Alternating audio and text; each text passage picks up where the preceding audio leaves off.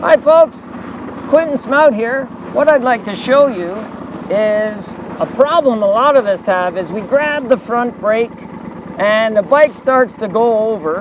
I'm going to put it in neutral as well so I can show you a trick. This is how to pick up a big adventure bike like this Yamaha Super Tenere.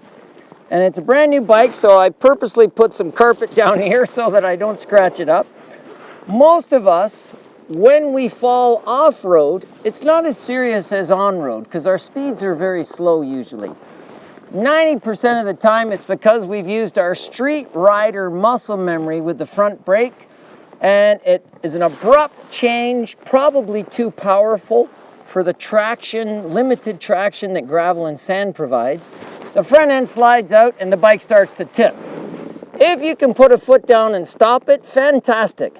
But folks, if it gets over further and it's hurting your back, get your leg out of the way and let it crash. Now, we've seen a lot of people crash, including myself. Many men leap up and then look around to see if there's any witnesses. Sometimes the back wheel is still running and they'll try to pick up the bike and take off again before someone sees them.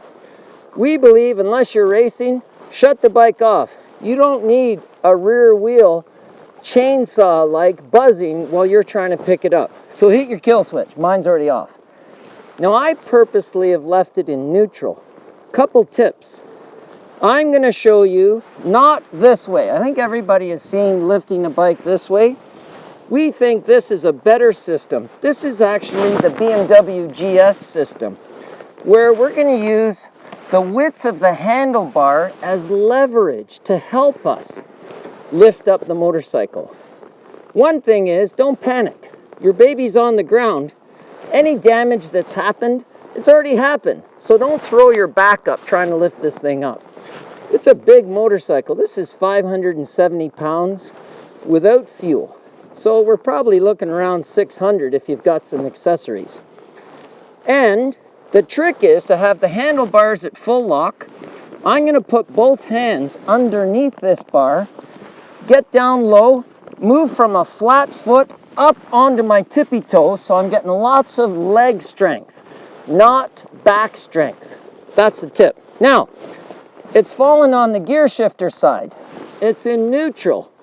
I'm on a little bit of the hill. So if I pick it up, it's simply going to roll away on us, folks, and crash over there. Now you're really tired.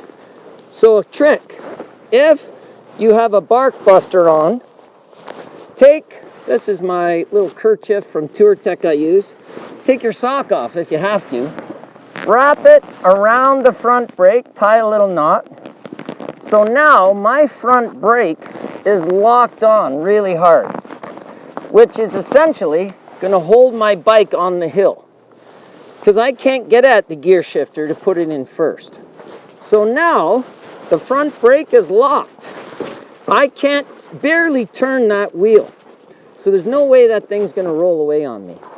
Another trick I'll show you with the GS here, if you don't have a bark buster, take off one glove, envelop it over the front brake and the throttle, and now my front brake's locked on so I could lift it up from the clutch side without the bike rolling away. Now, let me show you how. One of the beauties with a Tenere is it's fuel injected.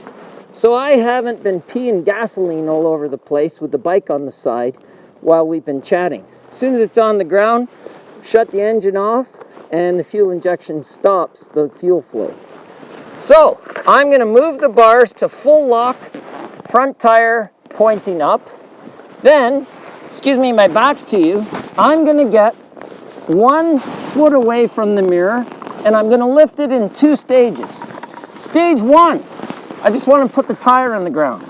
Then, both hands underneath the bar, up to the tippy toe, rock it forward, and you beep your horn to let your friends know that you've fallen. So I should have shut the key off because my hand got on the horn. But you get the concept of leverage. And you saw the bike start to roll. I didn't quite have my sock tied around the front brake tight enough so that it did move.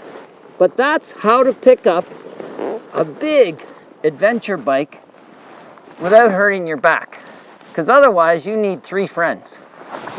The other secret is, this was a little bent. I'm gonna check the bike over. I get a little rubberized turn signals, are fantastic. It's a little dustier, but no damage thanks to my little carpet. You wanna make sure all the levers and controls are in place before you jump on and catch up to your buddies. So, that's how to pick up an adventure touring bike. I'm Clinton Smout from Smart Riding Adventures.